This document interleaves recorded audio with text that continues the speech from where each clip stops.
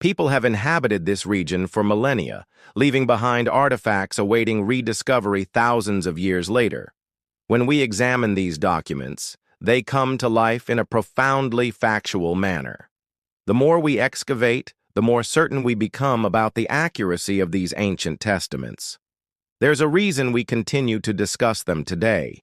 If David were merely a two-dimensional name, he would just be another biblical character. Consider the challenge of proving King David's story through archaeological discoveries. This complex task involves piecing together small fragments unearthed from the ground, striving to visualize the larger narrative. King David existed over 3,000 years ago. Creating a complete story from these remnants is nothing short of an extraordinary archaeological accomplishment. Today, we have the chance to engage with dedicated individuals using advanced technology and research to uncover the tale of King David. Through their efforts, we aim to gain insight into his identity and how his life intertwines with biblical narratives and contemporary discoveries. In the past, many believed the biblical narratives to be pure history. However, in the early 1980s, a new perspective emerged, claiming that nothing in the Bible was historical. Critics read the Bible, arguing that none of its accounts happened in real life. But holding the Bible offers another layer of evidence. For anyone skeptical, let it be known, King David was not a mythological figure. There was indeed a kingdom, along with fortified cities, inscriptions, and records of administration. Why does David remain such a prominent figure today? He viewed himself not just as a king, but as the mediator between God's desires and the people's needs. In a valley southwest of Jerusalem, we meet Professor Yossi Galfinkel, a prominent archaeologist specializing in early Israelite history. Our destination is a site recognized as one of the most significant discoveries related to this ancient kingdom. I'm excited to explore. This location was strategically chosen. Even today, one can observe every vehicle passing through the valley. This site served as the Kingdom of Judah's gateway just outside Jerusalem, not far from where David confronted Goliath. My instincts suggested the importance of this spot, though it was uncertain whether it dated to the 10th, 9th, 8th, or 7th century. However, through excavation, the team confirmed this site from the era of King David and settled decades of scholarly debate about his existence. To appreciate the significance of this discovery, one must first grasp the history of the debate surrounding King David's existence. How can we know King David was a historical figure? We rely on historical documents detailing these individuals. The biblical narrative has been accepted for generations as representing historical memories. The significant debate erupted in the early 1980s, leading many to declare the Bible as myth. Thus, external historical sources were deemed necessary to validate David's existence. A turning point occurred in 1993 with the discovery of the Tel Dan inscription. While excavating Tel Dan, archaeologists unearthed an inscription stating that a king killed 70 others, including the king of Israel and the house of David. Although this mention may seem minor, it effectively links history, demonstrating that there was a dynasty linked to David. Once the Tel Dan inscription came to light, it confirmed without doubt that David was indeed a historical figure. The debate did not cease there. Skeptics adjusted their arguments, conceding David might have existed, but questioning his biblical portrayal. They suggested he was simply one of the judges without a true kingdom, fortified cities, or significant influence. In 2007, significant excavations began at a site near Jerusalem. Every artifact unearthed, from city walls to pottery, dates back to King David's time. When asked about the most essential discovery at Khirbet Qeiyafa, I point to olive pits. Hydrocarbon tests from Oxford University revealed that the city's dating corresponds to 1000 BC during King David's era. What we observe here are what I term houses. The small stones indicate profound historical significance. Walking around Khirbet Qeiyafa is remarkable. There are 5 such cities in Judah. Professor Galfinkel reveals that in one particular house, an inscription on a jar bears the name Ishmael, the son of Saul who succeeded him. a notable connection. As we exit through the assassin gate of Khirbet Qeiyafa, I reflect on King David's visits to this city. Many places echo moments near his footsteps, making this one of the few sites undeniably linked to David. Shalom, and welcome back to our studio in Jerusalem. It's truly remarkable how, 3,000 years later, we still find evidence that God's word is real. I wholeheartedly agree. We're experiencing extraordinary times. Just 2 decades ago, claims about David matching his biblical representations would have drawn skepticism. Yet today, archaeological discoveries consistently affirm those statements, revealing the same timelines, kingdoms, and histories. For believers in the Messiah, evidence supporting King David is essential. If David was merely a myth, then Yeshua couldn't claim to be his descendant. All biblical promises rest on David's existence as described. This archaeological evidence reinforces our understanding of David, primarily evident in the city of David, the most significant archaeological site beyond the old city's walls. We'll soon meet Franny Kaplan, an expert tour guide who will help us delineate the character of King David as depicted in the Bible and in this physical kingdom he established. Hello, Franny. It's great to see you. We've been discussing archaeological findings. Let's delve into the essence of David. He is often viewed as a mystical figure in the scriptures, and even today. However, he was indeed a real person. David's journey began as a young shepherd in the valley of Elah, confronting Goliath and eventually earning the people's loyalty despite Saul's reign. His relationship with Saul was tumultuous, and upon Saul's death, David was anointed king. Ultimately, he unified Israel and established Jerusalem as his capital. Here, we stand at the famous Palace of David. Admittedly, it may not appear grand at first glance, but hold on as we uncover its significance.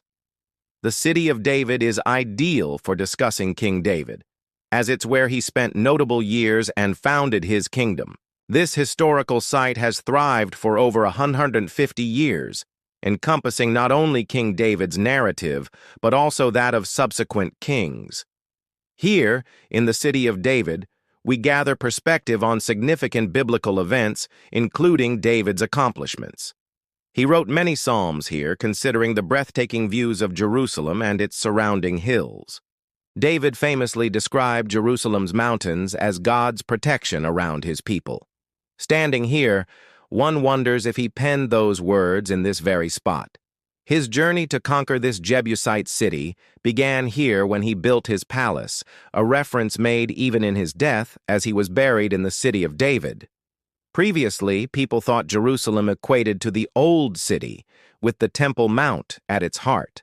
However, for the past 150 years, archaeologists have uncovered compelling evidence that the city of David was indeed the heart of Jerusalem. What major events transpired here? First, David's palace stands out. It's likely where many psalms were composed, and it's remarkable to think about the views David enjoyed while he crafted those words. David initially encountered the Jebusite city before claiming it. He constructed his house there, and his establishment lingered even after his passing. When he sought to conquer Jerusalem, he strategically ordered his men to infiltrate the city through the water system, leading to its successful takeover. This marked the beginning of Jerusalem's prominence.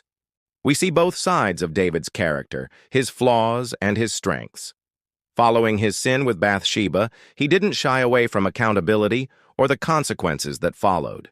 David navigated life's intricacies, continuously focused on God's mission. He embodied both the spiritual and the practical realms while being a poet, shepherd, politician, and leader. Both aspects contribute to why the Messiah's lineage is traced back to him, a balance of attributes. Despite his flaws, God granted King David the responsibility to guide his people due to David's pursuit of God's heart. By uncovering the historical evidence he left behind, we further affirm that the Bible is both inspired and true. David united various Canaanite city-states into a single nation, creating the first national state.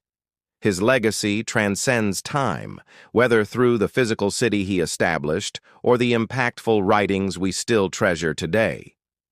To conclude my journey, I've met with Oren Abelman. It's a pleasure to see you again. Let's explore arguably one of the world's most significant discoveries concerning the Hebrew language and the Bible, the Dead Sea Scrolls. This lab is the only one in the world dedicated to treating and preserving the Dead Sea Scrolls so they don't deteriorate further. We house the largest collection, approximately 97 scrolls. Each document is about 2,000 years old. Every book of the Bible was found in the Dead Sea Scrolls, except for Esther. Most may not realize that ancient written archives from such a time are rare. As far as biblical texts go, these are the oldest manuscripts discovered. Could we take a look beneath the paper? Unfortunately, I'm not authorized to touch these incredibly fragile documents. The Dead Sea Scrolls surfaced in 1946 thanks to a Bedouin shepherd who stumbled upon them in a cave near Qumran. Archaeologists quickly recognized their significance and continued to find additional scrolls in nearby caves, leading to insights into the unique community living there. What's fascinating is that the nearest known Hebrew biblical manuscript dates a millennium later. Among the documents we have here is 11Q1, the Leviticus scroll, an example of ancient Hebrew, though not precisely how we recognize the script today. While the scroll originates from the Second Temple period, the text it contains may date back even further. The text mirrors what we possess in Leviticus. While the letters may appear different, the content remarkably remains consistent. It's incredible to see how closely modern translations align with the ancient texts. These scrolls embody compelling evidence of the unchanged nature of God's Word, linking our spiritual lineage to a God who preserves both His Word and His people through the holy language. Witnessing such artifacts evokes profound emotions. Very few can reference their ancient texts in ways like this. These prayers contained in the scrolls often mirror those I recite, becoming even more significant as I teach my children the importance of our heritage. Now, we're heading to meet Dr. Adi Early, a prolific archaeologist who recently made a significant discovery at Banias, which lies far north in Israel. Here she uncovered one of the earliest churches in Israel, dating back to the 4th century. Why are we here today? We're at Banias, an ancient Roman site often called the Place of Pan. I had the honor of excavating and discovering significant new findings. Is this site separate from the previous discoveries made here? Yes.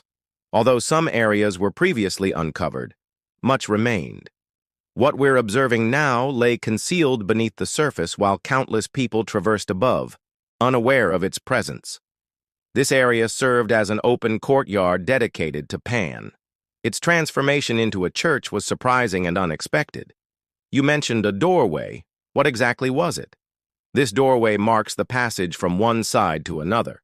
It once held a stone slab exhibiting lines from pilgrims visiting the church, which remains hidden now. If we had merely discovered a church, it could have belonged to a community congregation. But you assert that this site served as a place of pilgrimage? Precisely. According to the New Testament, this is where Jesus met Simon Peter, imparting the keys to the kingdom of heaven. When excavating this area, did you uncover tangible evidence supporting these historical events? Yes. The details indicate that this site commemorated the meeting between Jesus and Peter. Next, the structure had partial chapel orientation, incorporating small crosses on stones that pilgrims left behind. All evidence suggests that this church was more than just a regular place of worship. It served as a pilgrimage site. Excavating locations steeped in history provides an immersive experience. Each excavated site yields remnants from the past, ranging from inscriptions naming biblical figures to stones recalling their stories. Today, archaeologists continue illuminating our shared narrative and history. The interconnectedness of historical events offers profound insights and fosters a distinct understanding of the Jewish narrative's depth across generations. When new discoveries emerge, archaeologists must identify and authenticate the artifacts. This process is often more intricate than one might expect, as detailed by Professor Yuval at Ben-Gurion University. Let's start from the beginning. Can you introduce yourself and detail your work? I'm a professor of archaeology, regularly likening our work to that of a forensic squad inspecting a crime scene. We investigate archaeological sites, collecting evidence to clarify historical events.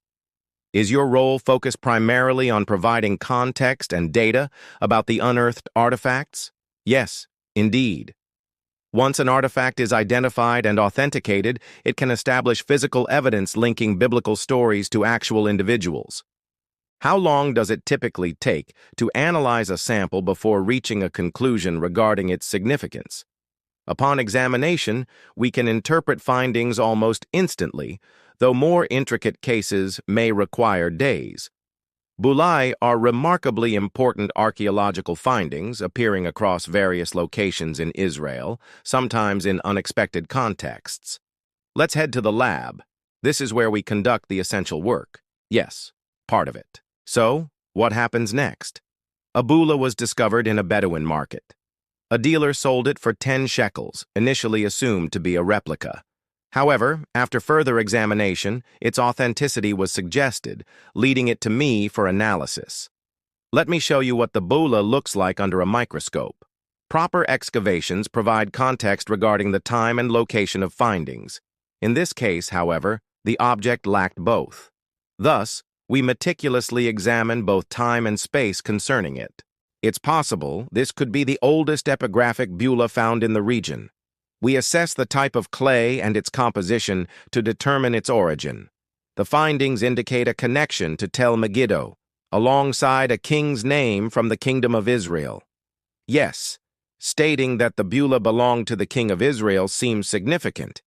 In this sentence, we introduce numerous layers of information, writing styles, the presence of a relevant name, and a visual representation consistent with that time. This extensive surrounding evidence starts creating a complex narrative for the artifact. It provides clarity, not just to the timelines or places, but also to the broader context of these discoveries across regions and eras. What stands out here is the fascinating aspect of this story, wherein the path leading to the discovery is often just as gripping as the artifact itself. That intrigue is what keeps our profession engaging and substantial. The work you conduct enriches anyone who reads the Bible. Your insights and interpretations can affirm or challenge historical theories, lending significant weight to the findings. Thank you for joining me. I'm Matthew Sushani. I appreciate you watching the TBN Israel YouTube channel. We hope this video enhanced your understanding of Israel and our people. If you haven't done so already, please subscribe and click the notification bell for updates. We invite your thoughts and questions below and encourage you to share insights and invite your friends to join this engaging journey.